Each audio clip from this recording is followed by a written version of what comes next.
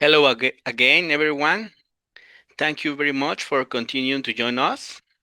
We are now pleased to welcome Adriana Baravalle. Welcome, Adriana. It's a pleasure to have you with us. Hello, thank you very much. I'm happy to be here and thank you, especially to you, for inviting me to this very interesting event and from my side is very important and also to give me the chance to connect with you from the south of America. It's a pleasure to have you to here in this event in Mexico. Would you like me to introduce your biography? Yes, are you seeing my Yes, we see screen? your desk. Here you are. There you have my biography. Yes. Uh, Adriana Baravalle, Dr. Adriana Baravalle, is the founder and academic director of synapsIA, regional network of AI experts, and a pioneering initiative at Universidad Austral Argentina that connects researchers, industry leaders, and policymakers across Latin America to advances AI researchers, education, and ethical implementation. Under her leadership, Synapsis AI has become a model for building collaborative technological ecosystem in emerging regions.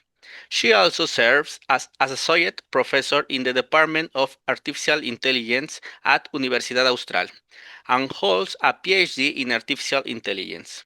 As a chief data and interoperability officer, she has led strategic projects in data governance, advanced analytics, and cybersecurity for organizations including Eclipsion Inc. in United States, Centrix, and Argentina National Institute of Statistics and Census, INEDEC.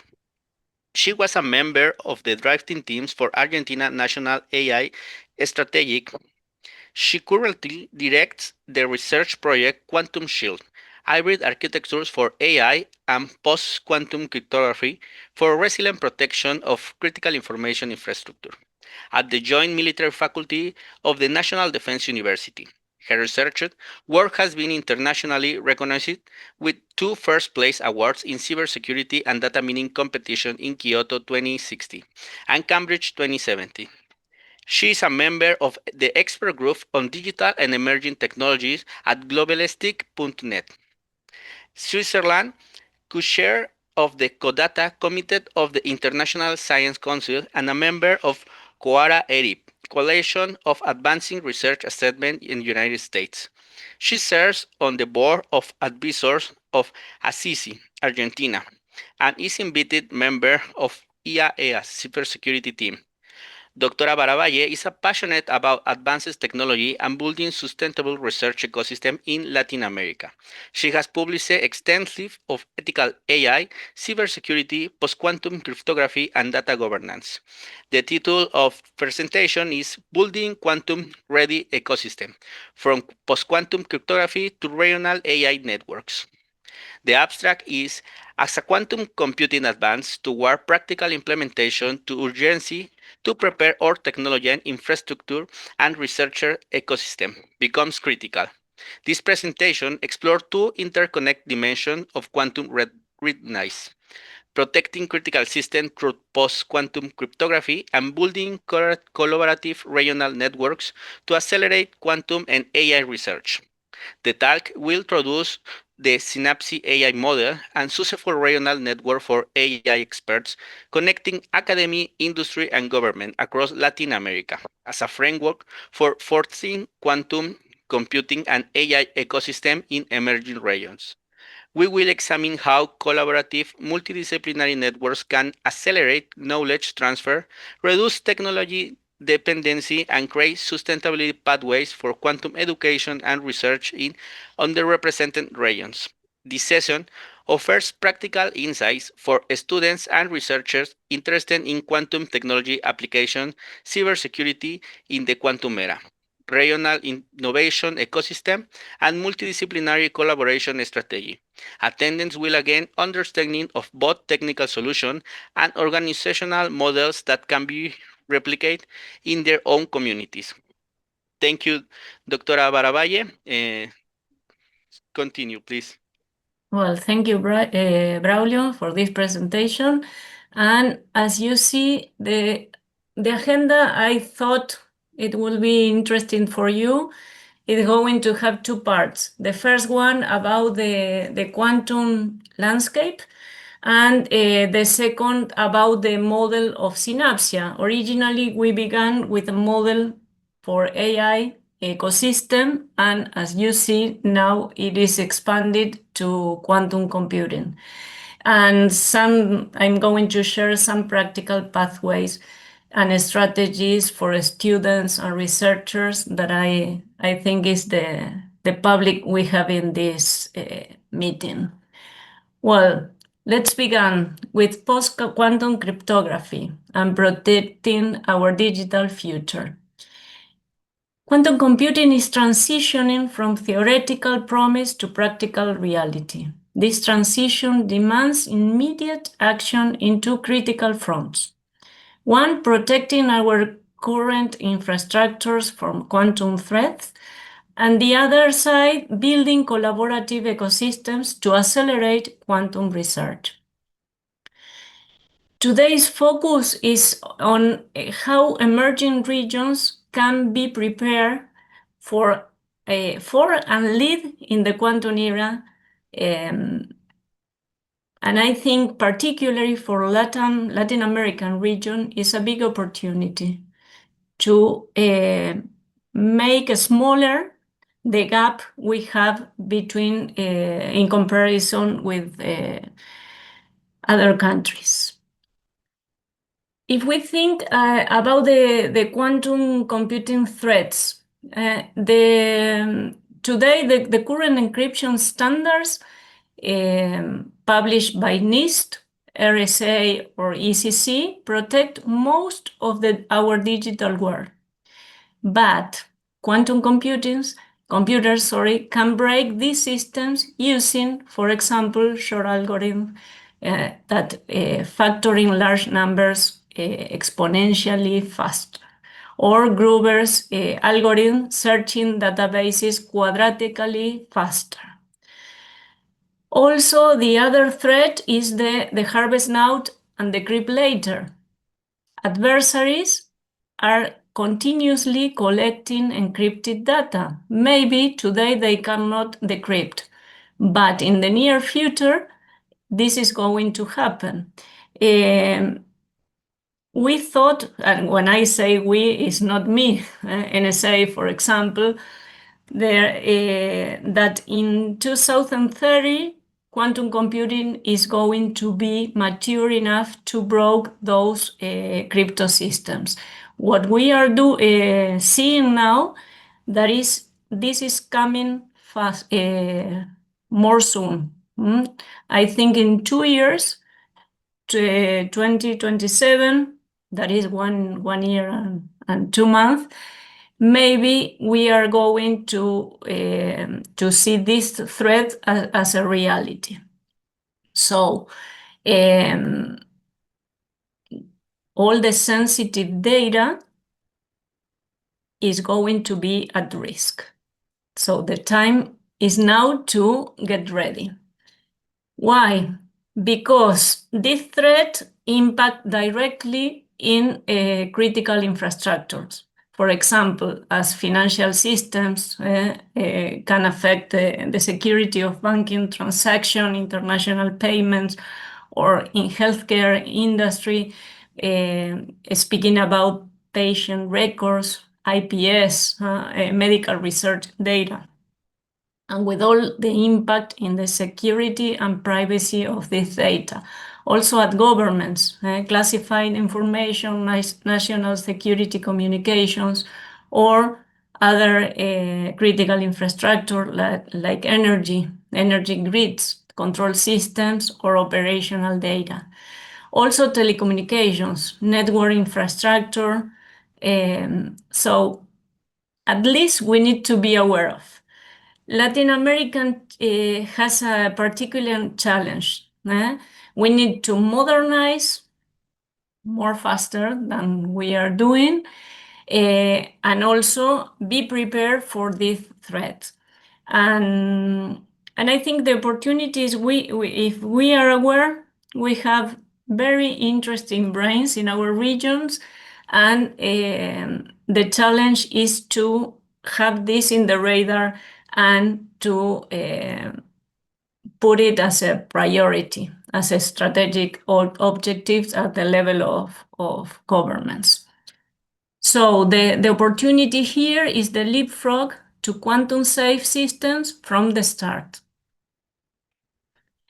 If we speak about post-quantum cryptography and the shield, Braulio mentioned the project. Maybe it's more focused on marketing, Quantum Shield. It sounds like a Netflix series. But the important thing here is the strategy on how be prepared for the threat we mentioned before. NIST has standardized new quantum resistance algorithms last year, 2024. The primary or principal algorithms are Crystal Kyber for encryption, Crystal's dilithium for digital signatures, or Sphinx Plus as an alternative signature scheme. But the clue here is the implementation strategy. If we focus this threat from one side, we are going to have holes in other sides. So the strategy is to take a hybrid approach, classical plus post-quantum cryptography, for example, to increase the agility of crypto with the ability of switch algorithms quickly, and there the main role is on the AI, and also to have the immigration planning starting, let's say now. Now I think it's late, but it's better late than never. Because if we wait until this technology is mature, it's going to be too late. So about the project and what I can share with you, the project is an hybrid architecture that uses AI to strengthen the post-quantum cryptography. There are three fields working together: artificial intelligence, quantum computing, and post-quantum cryptography.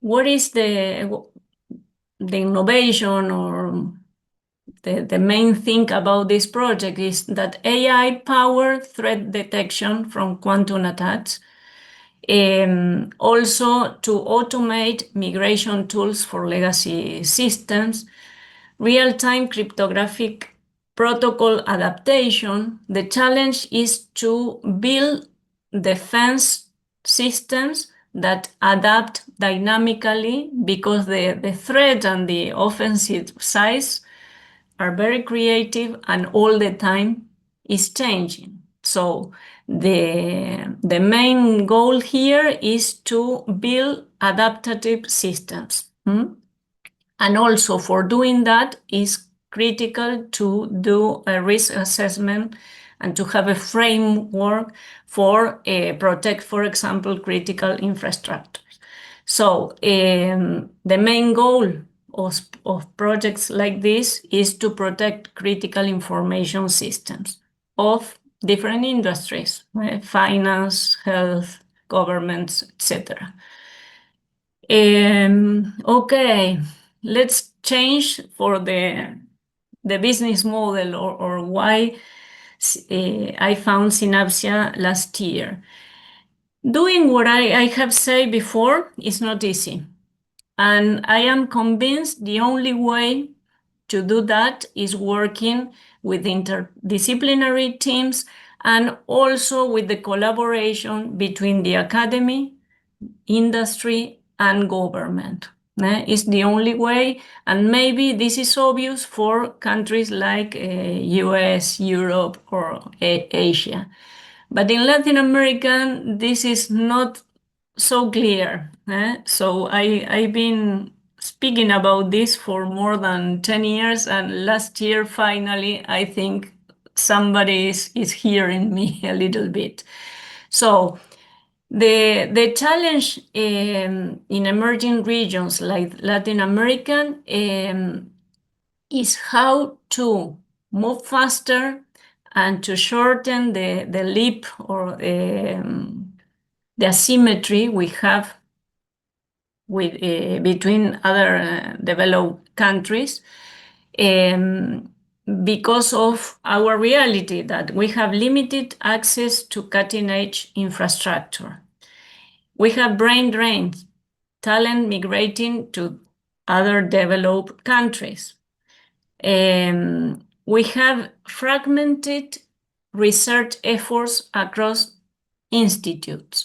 When we found synapsIA, we did two meetings. The first one 2 years ago for analyzing the context, and the last year we did a conference at the beginning, the first part of the Congress, and the second was working together, all the stakeholders of the innovation ecosystem. And it was very positive because all of them realize how important is to all the researchers work together.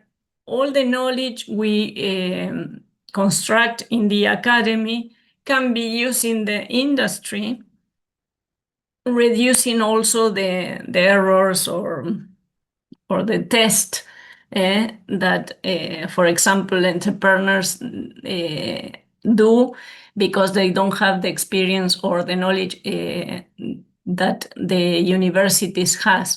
And also the government can increase the capacity joining these three main actors. Also appear there the investors and entrepreneurs.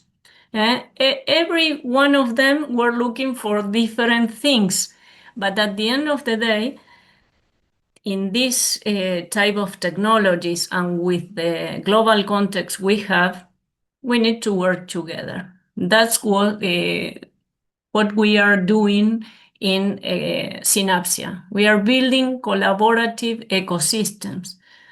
We depend in Latin America a lot of, we have technology dependency on foreign solutions. And we have very insufficient collaboration between academia and industry. I wrote with my team, research team, a paper last year. We published at Manchester University, and it was surprising for me that only globally, I am speaking, the intersection of research papers and patents on AI, speaking globally, is only 3.8%. What means that? The papers we produce in the academia is only being used in a small portion for the industry, causing all the challenge we know. So what we are leading is a new paradigm. The traditional approach was way the technology transfer from developed nations. That's historically what we do in Latin America. But the new paradigm is to build regional collaborative ecosystems here now. Let's see. Well, synapsIA. What is synapsIA? It's a regional network of AI experts. Was founded at Austral University in Argentina, where I am working for more than 25 years. Our mission is to connect AI researchers, industry, and governments across Latin America. The core principles are collaboration over competition, knowledge sharing over hoarding, regional solutions for regional problems, multidisciplinary integration, and also we have a plus that is ethical and inclusive development. So from AI network blueprint from quantum ecosystems. And there you are reading what we think. AI has a key role in regional transformation and a great capacity to multiply the power of other emerging technologies. Sorry for my English. We need to overcome the challenges of technological complexity and the difficulties of our regional context. With that goal, we create synapsIA. There you have our vision and mission. That is important when you found something, is to have clear the coordinates where you want to go. So our good vision was to be a network of experts that promotes the development of solutions to highly complex and high impact problems through scientific knowledge assisted by AI tools using multidisciplinary and human-centered approach. We set last year 3 main strategic areas: one, education; the other, health; and the other, agriculture.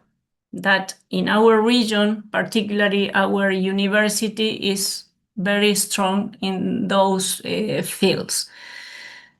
And our mission, when we thought that first time, was to be the first relationship hub in Latin America. And it was a big goal for us.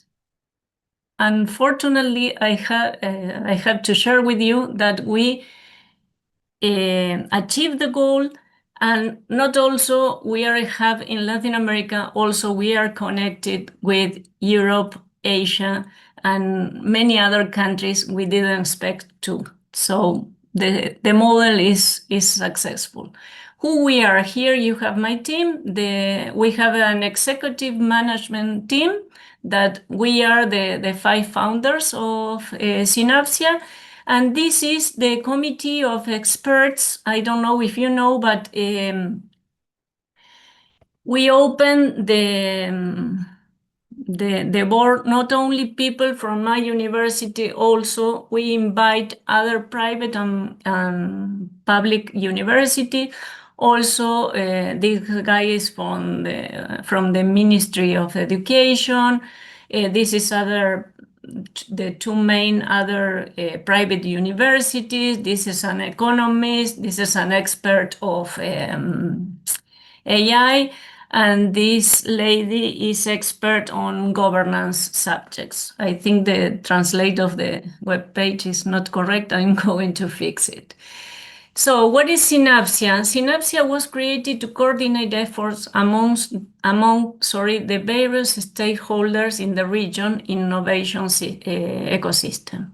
We believe that AI plays a key role in regional transformation and has a great capacity to amplify the power of other emerging technologies.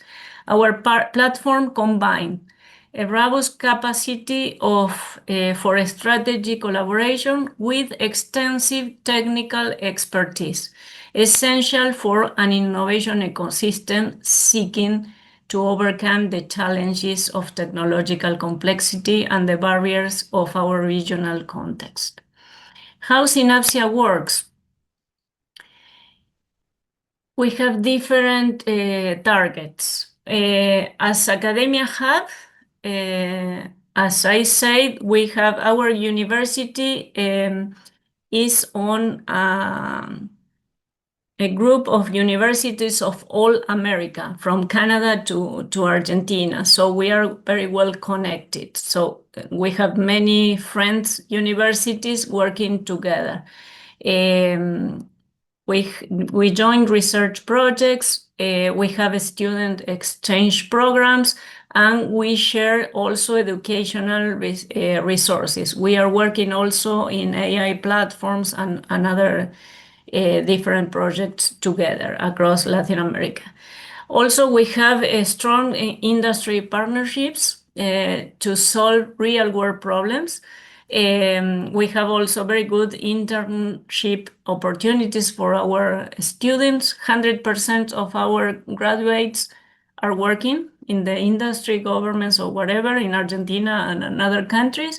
And also, we are strong on transfer technology, and what I am saying before, how this knowledge we build in the university is transferred to the industry. Also, we have engagement with governments, participating in policy development, strategic initiatives, and public sector innovation. Also, we boost the innovation ecosystem. As you see, this is more focused on innovation and entrepreneurships, startups, and investors. synapsIA adds value to all actors in the ecosystem by enhancing their capabilities. It empowers entrepreneurs with business and investment opportunities. It supports the industry in the adoption of new technologies. Also, it strengthens academic research and it transfers, reducing risks for investors with technology assessment. And also, it opens a space for dialogue with governments to design public policies, and it collaborates with civil society and multilateral organizations on regional development initiatives. So the clue is to be well connected. There you have all the partnerships we did in only 1 year. SINIA is the strategic AI program of Chile. SIA is the Society of AI of Argentina. CENTA is an accelerator from Chile also. UTN is a public university that is very, very strong in technology. IBM also. And that's why I am here, because of IBM contact. And Q99, these two are oriented on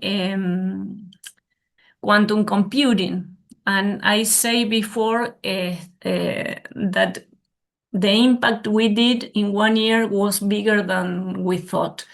Concrete outcomes I can share with you. We have research collaborations across 8 countries: Brazil, US, Chile, UK, Germany, and India. Students trained in advanced AI techniques in different places. Industry partnerships established. We contribute in the past, but we keep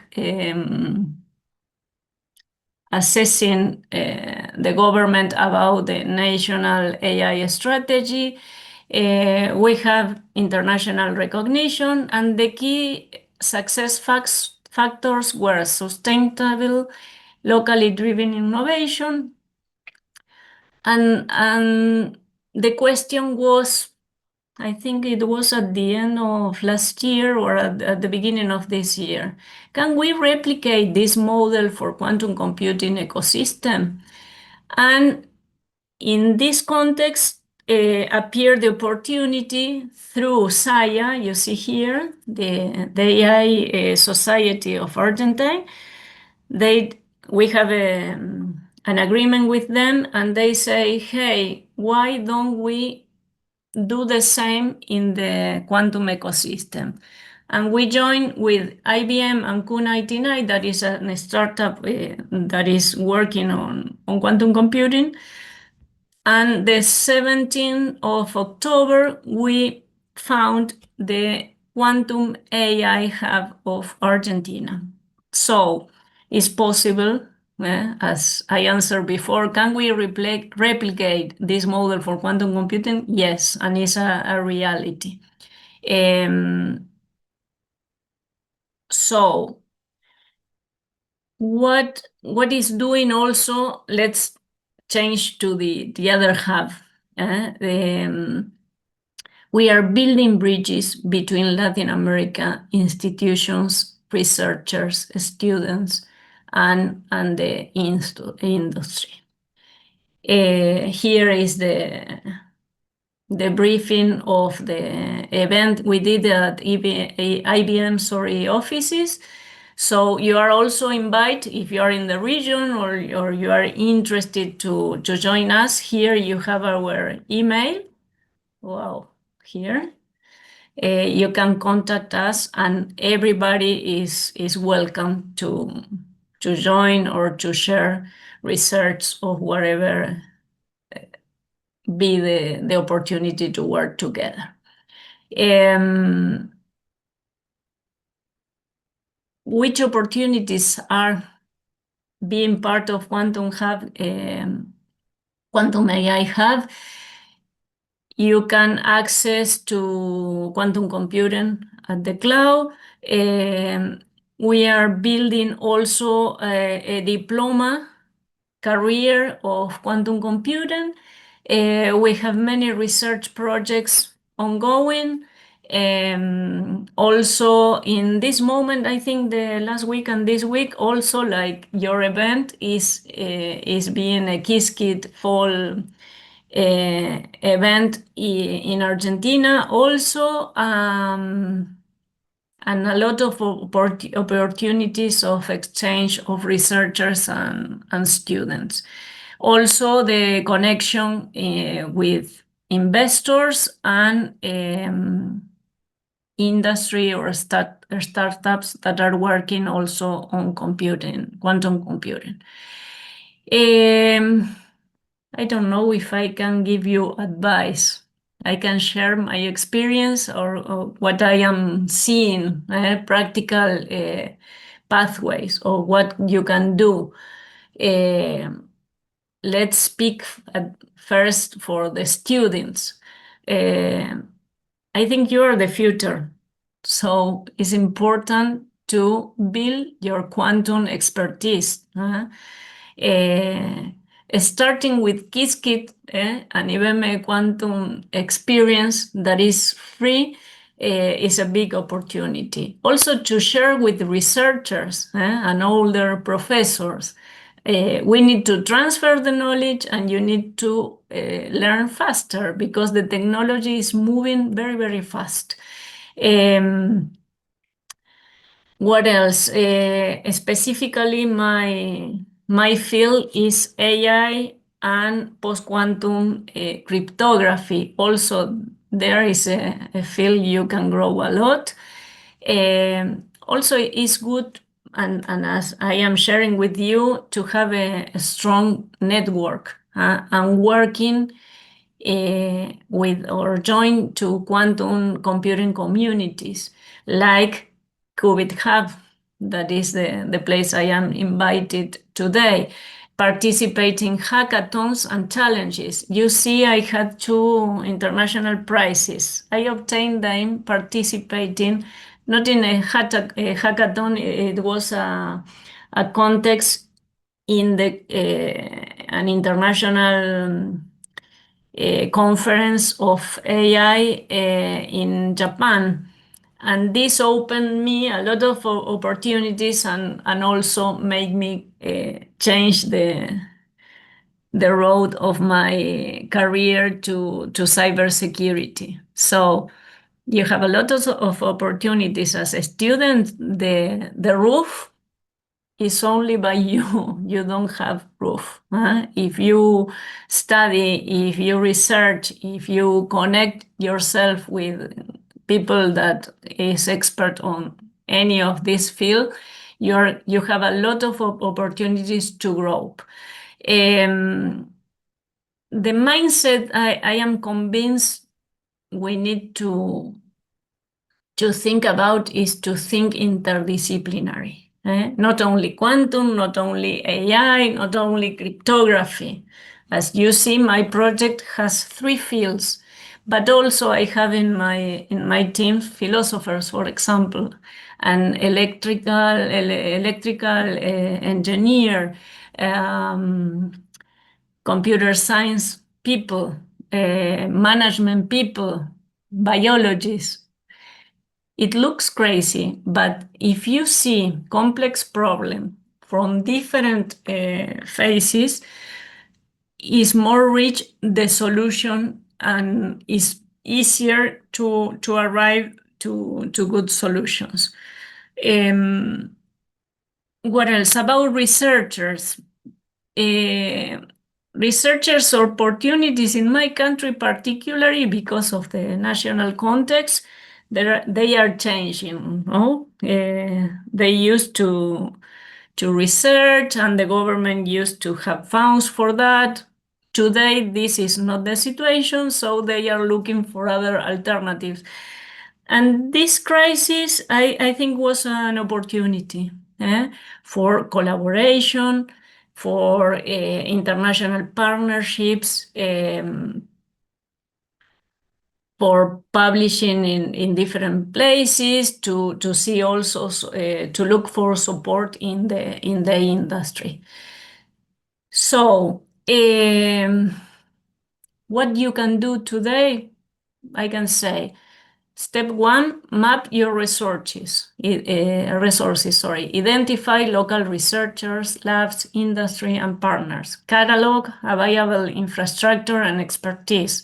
Step two, create connection points. Regular meetings, seminars, workshops, online platforms for collaboration, student clubs, or research groups. Step three, build bridges. Connect with other universities and regions, engage industry and government, partner with international initiatives. If you need help, synapsIA is here for help you. We have experience, and we are open to help to grow up all the Latin ecosystem and international ecosystem if you need us also. So the quantum AI convergence is now, is growing and is moving faster. So why link quantum computing and AI ecosystem? Because quantum machine learning needs quantum hardware. AI for quantum helps to optimize quantum circuits, for example, or error correction. Sharing infrastructure, where we need also the help of big companies like IBM to use the power in cloud platforms and data centers. We have common challenges, talent development, ethic approach, accessibility. So building on a strong ecosystem that address both technologies is the main goal we are working on in synapsIA and Quantum AI Hub in this moment. And it was a natural evolution. It was a process. It was not thinking the last year, but this year is a reality. I think we are arriving to the end. Which are the challenges? In our region, the main challenge are the funding limitations. So we need to be creative, and we need to build very creative solutions, also for attract funds. We support the responsible use of technology. We need also to cover infrastructure gaps, focus on software first, and the main challenge I have, I am speaking personally because I am suffering this, is focus on talent retention. We are working very, very hard to create opportunities locally. We have a lot of great students and young people with very good brains that here in our region are not having good opportunities. I think this is going to change. I hope. That is one of my personal goals. And how we can make young people to stay in our countries. We need to create opportunities locally, meaningful projects, not just academic exercise. So as a professor, I have a double challenge. We need to help them to connect with the industry, to support in entrepreneurship. In our university, we incubate projects, and some of them are very, very good companies now. Yeah, and we are very happy about this. In our region, many countries are making quantum progress. Brazil, for example, Mexico, also Chile. What they have in common: the strong collaborative network, the interdisciplinary approach, the connection to practical applications, and the engagement with international community. So let's finish. I think we need to act now. I am convinced on that. Students can become quantum ambassadors, researchers have to build bridges, and everybody, all the ecosystem actors, think in the ecosystem. And the key takeaways, the quantum threat is real, so we need to prepare now for the post-quantum cryptography. Emerging regions have the opportunity, why not, to lead, not just to follow. We are in a moment we can be part of the game. Collaborative ecosystems are the key. synapsIA model is a proven framework, replicable for quantum. So you are invited to meet with us, and we can help you and share our experience. And the convergence of these two technologies is a good opportunity. So we can start small, step by step, but think in big and act together. Thank you very much for your time. And now I am open if you have any questions. Hey, Adriana, we had some questions for the public. The first one is for Tabitha. I am network and survey students because quantum is not here now, is largely ignored, especially because artificial intelligence has created a lot of issues or challenges. What is the best way you have found to shift the focus on to quantum, which is going to be so critical to these fields? As I say, if I understood the question, the key is now to use AI as a support tool for reduce the risk we have today, speaking from the cybersecurity side, and also to, if we think quantum computing as a threat, how we can strengthen quantum computing or be prepared and use AI for strengthen this capacity. The problem is that AI is a source with two sides. I don't know how to say in English, but Braulio, maybe you can help me. Una espada de dos filos, un arma de doble filo. So you can use it from the defense side or the offensive side. I think the challenge we have today is that the people that is using offensively and not in a good way are moving faster than the ones we are on the defensive side. So my recommendation for this question is to be at the beginning, you need to be aware and don't get in panic. You need to be prepared. You have to work hard and work together and collaborative. And with this recipe, things is going to be more clear and easy. Thank you so much, Adriana. We had another question for Abigail. You have represented Argentina and by extension Latin America on global stages. What responsibility do you feel when advocate for the region voice in artificial intelligence and quantum policy?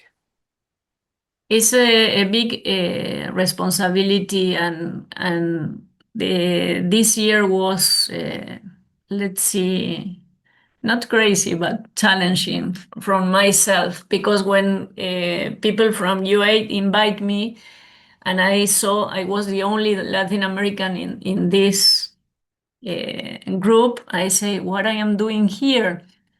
At the beginning, I was a little bit afraid, but then I say, hey, I have the opportunity to make, for example, UA see other reality. They see the world with their reality that is very, very different than Latin America. When I speak with them, they realize, hey, we are thinking about AI and regulations, thinking on the UA and their reality.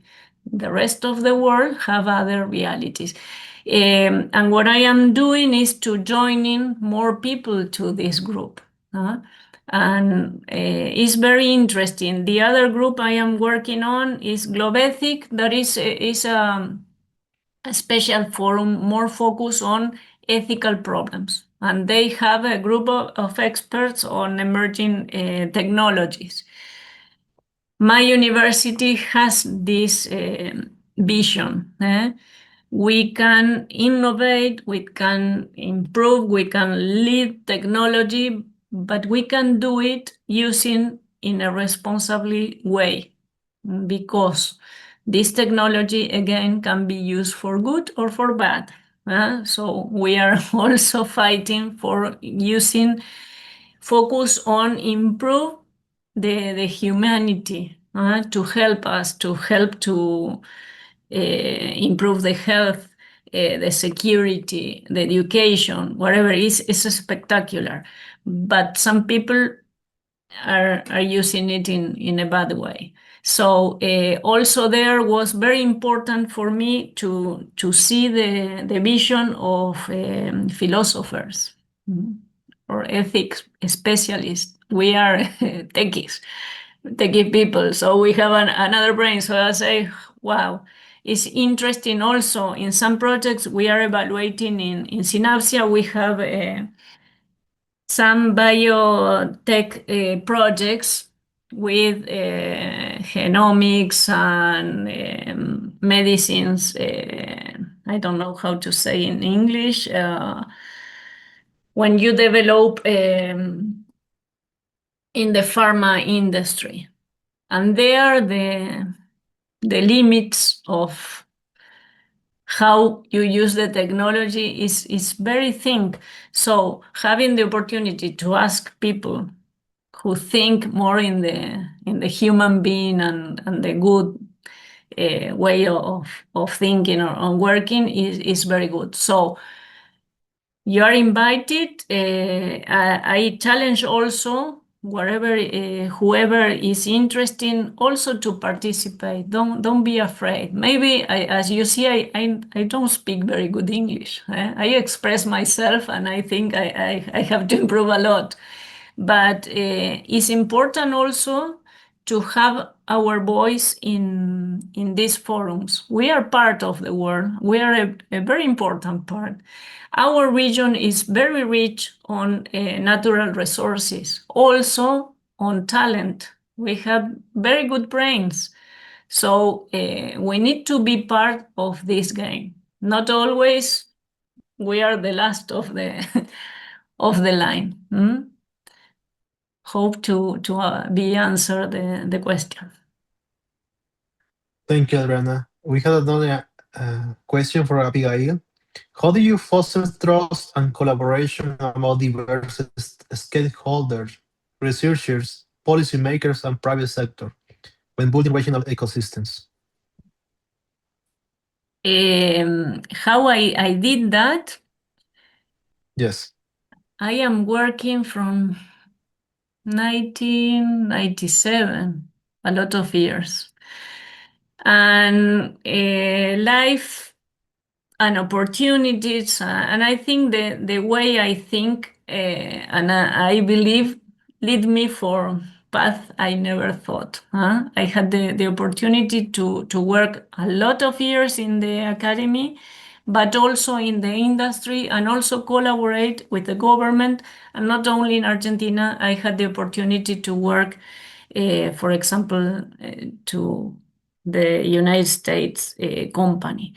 So and live in different countries. So this opened my mind, and I think the context of Japan changed the way I think. And there I realized in 2016, it was not too many years ago, and I say, hey, Japan and Asia are wonderful in AI and the way they work. And I saw there how they work. And in Latin American, I don't know, particularly I'm speaking from Argentina, we have, about, maybe I'm going to be more clear with football example. We have Maradona and we have Messi. Maradona was, but was Maradona alone? When Maradona was not so good, our team was awful.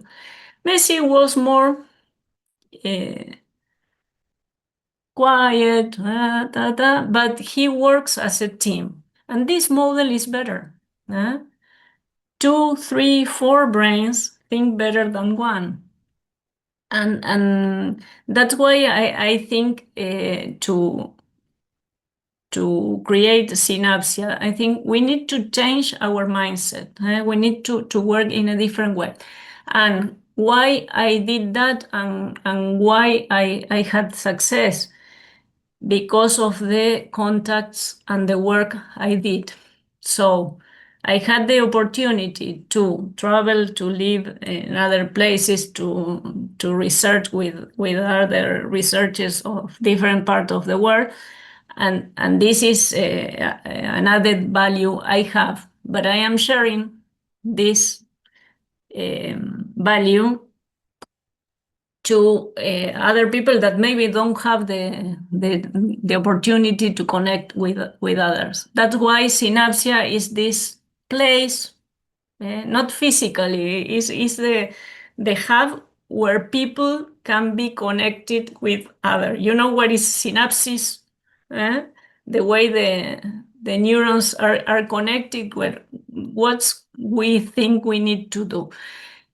If some student comes to me and say, hey, teacher, I need to work, or I have this project, but I don't know how can I have investors, or, well, we help them. And we build this bridge I mentioned before. Is the way. The technology is moving very, very fast, and it's crazy. We cannot follow the AI rhythm with the human strength. So we need to join forces and to help the others, the young people that are coming after us. Thank you, Adriana. We had another question. Funding Synaxia was a major milestone in your career. What personal motivation or experience inspired you to create a regional network for AI collaboration? I think it was, I am going to share something personal. I had 2 or 3 years that were very, very, very intensive working. Imagine working in a field that mix AI and cybersecurity, to very, very important clients. It was very, very hard and stressing. So I decided to take, I don't know, 6 months to relax myself and think what to do next. And the funny thing was, in the university, they realized I had free time, and they told me, hey, you're free, come here. We need to impulse AI. And there I was thinking, or I want to relax a little bit, but okay, I think this is good. I appreciate a lot my university. They gave me a lot of opportunities, so I'm going to help them. And what I shared before, I was thinking how I can help others to achieve the goals I achieve myself, obviously with my effort, but I can be a facilitator. I don't know if there is the word in English, to facilitate, to help others.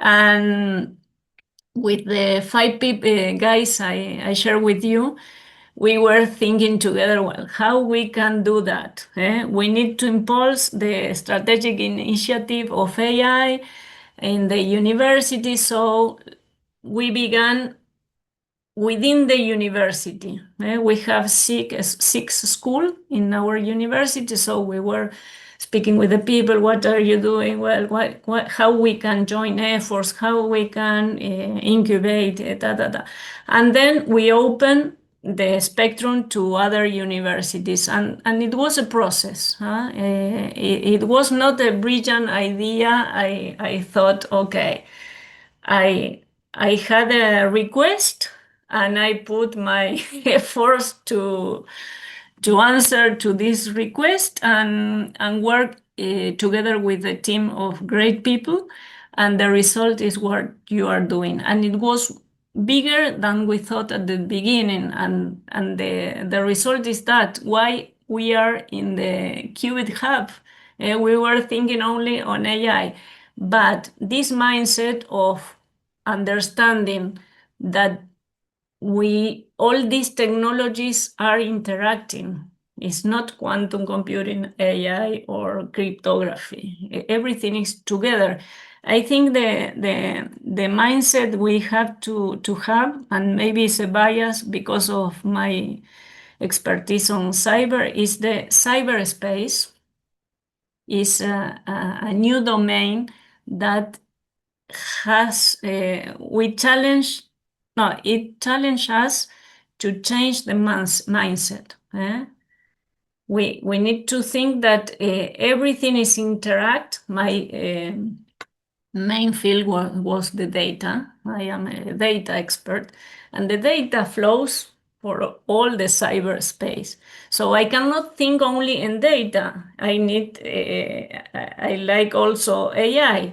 For doing AI, I need the data, but I need to take care of the data. So I need to know about cybersecurity. That's why I study cryptography.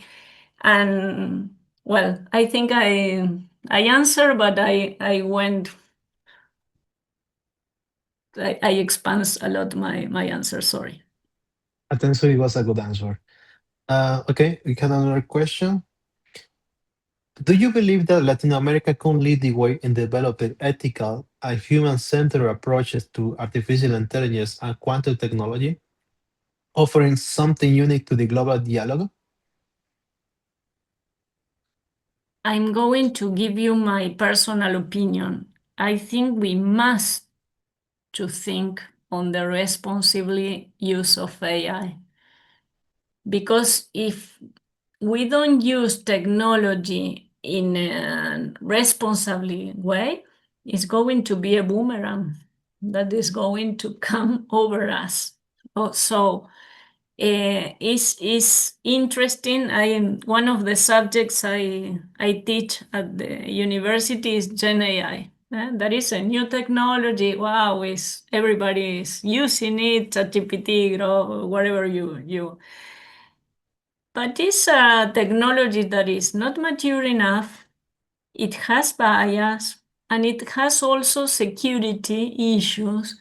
You need to be very responsible to use it. And if you implement this technology in systems, for example, of critical information systems or or health industry, whatever, you need to be more responsibly. So I believe that professors and researchers, we need to be Braulio, ¿cómo se dice faro en inglés? The lighthouse, ¿es okay?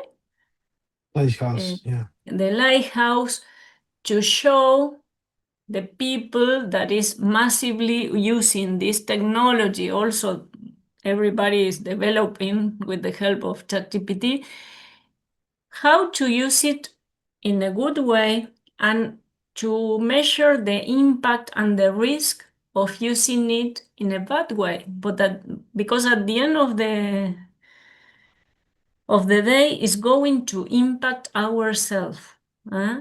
If you think about cybersecurity is a strong tool and also is embedded in autonomous systems,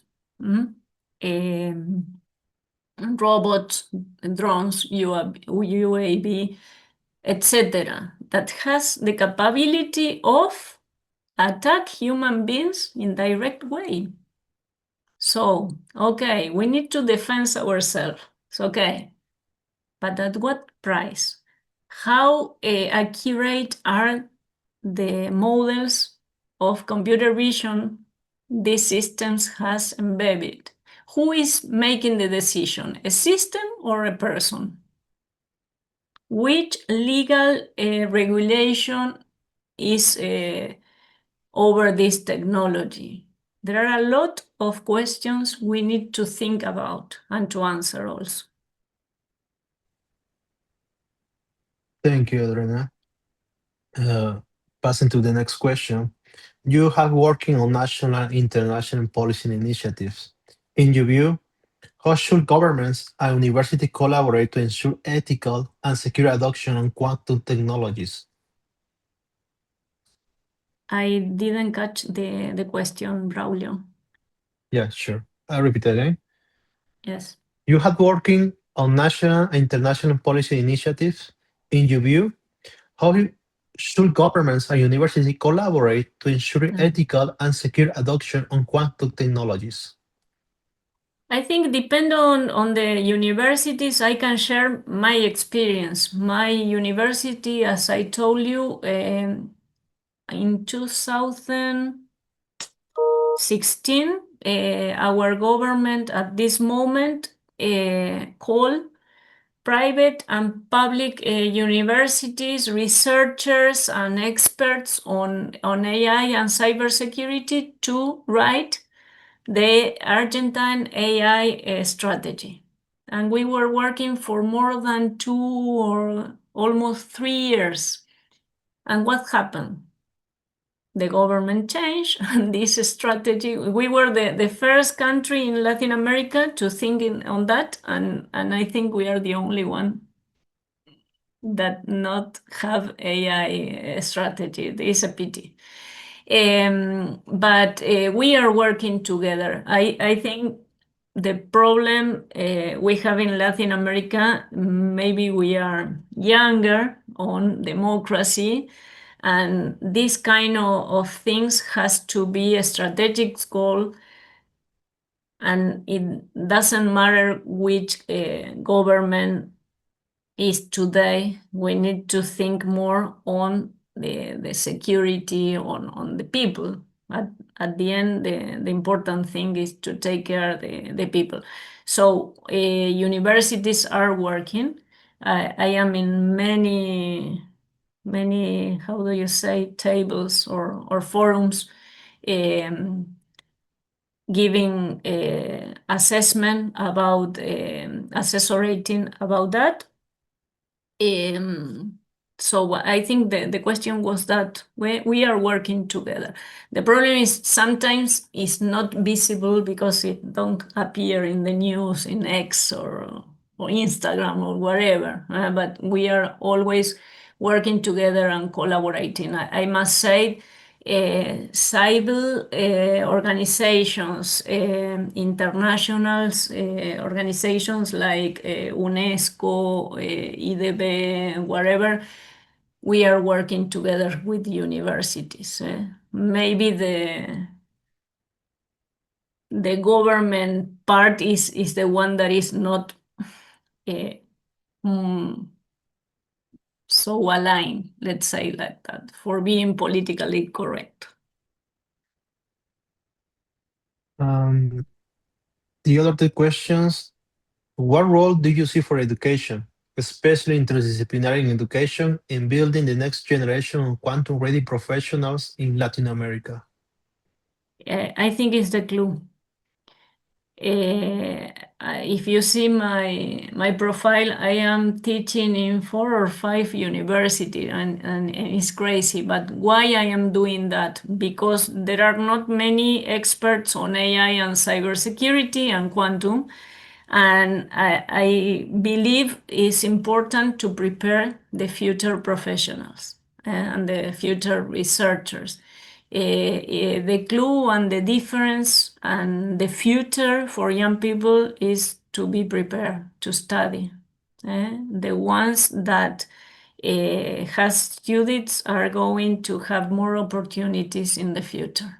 It's going to be the difference because think now we are competing with AI.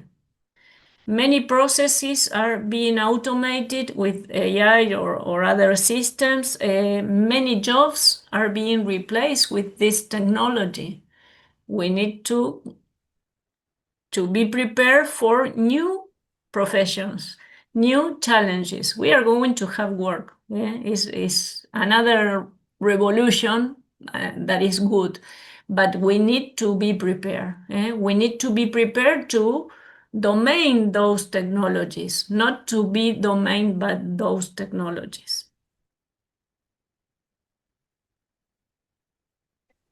Thank you.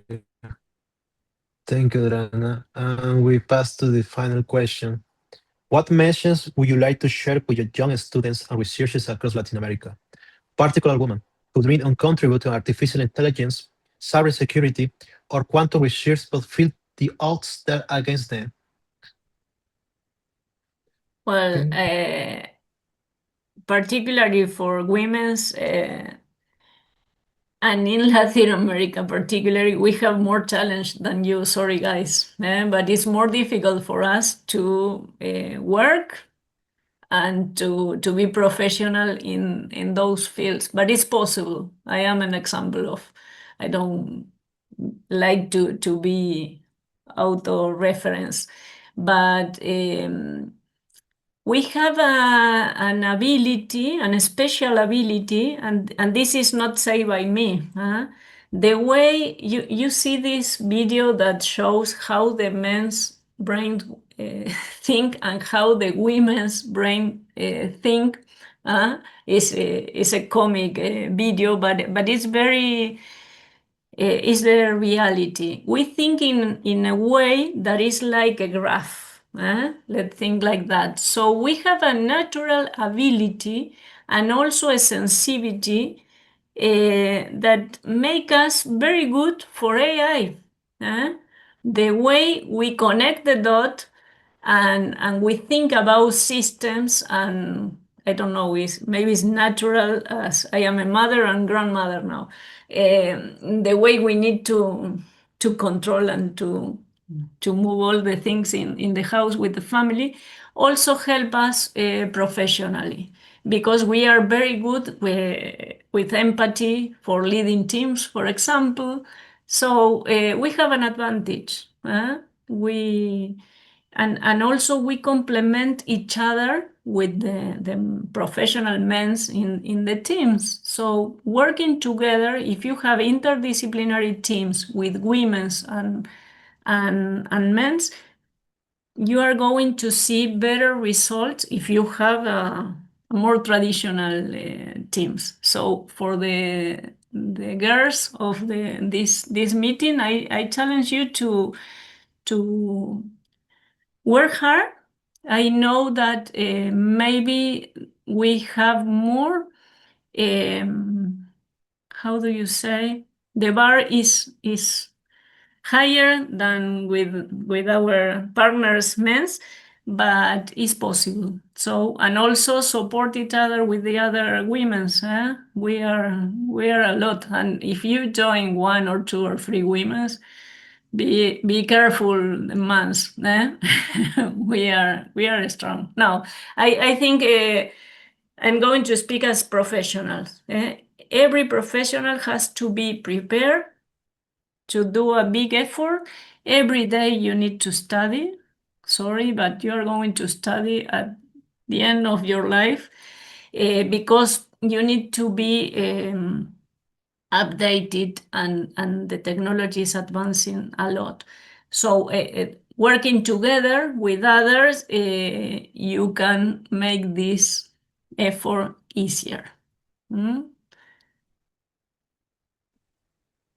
Thank you so much, Adriana, for sharing your knowledge today on our event. Thank you also for accepting our invitation. And now I will say in Spanish. Adriana, fue un honor contar contigo. Fue una ponencia muy hermosa. Esperemos contar en futuras colaboraciones y eventos por parte de tu equipo, por parte de ti también. Y muchas gracias por haber aceptado ahora sí la invitación de formar parte de un speaker en el Cubic Kiss Fest 2025. Bueno, un placer, Braulio, de nuevo, gracias y celebro esto, la iniciativa de IBM, la del Qubit Hub, y personalmente te agradezco por habernos contactado, un gusto, y a disposición para vos y todos los que forman parte del Qubit Hub. Nos vemos Pues, pronto. ¿Mm? nos vemos pronto. Cuídate mucho, Bueno, Adriana. Hasta luego. adiós. Adiós.